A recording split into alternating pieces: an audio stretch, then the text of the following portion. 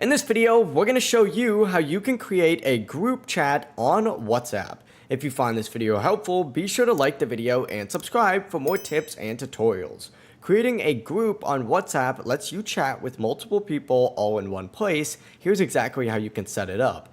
Begin by opening up WhatsApp and then tapping the plus icon in the top right corner, and from the menu that appears, go ahead and tap New Group. It's going to be the very first option, and then just go ahead and add whatever members you'd like. Now I have 1,023 contacts. I can realistically add all 1,023 people to this, but for the sake of this video, I'm going to go ahead and just add some friends of mine. Once you choose the people that you'd like to add, simply go ahead and hit next, and from here you can actually customize the group name. I'm just going to put it as group name here, and you can also add a little contact picture as well. I'm just going to choose this one here. On top of that, you can change disappearing messages and you can adjust the group permissions, which are right here, which is pretty cool. That being said, once you're done, go ahead and hit create and you'll be good to go. Let us know down in the comments if you have any questions, and don't forget to like and subscribe for more easy tutorials. Have a good day.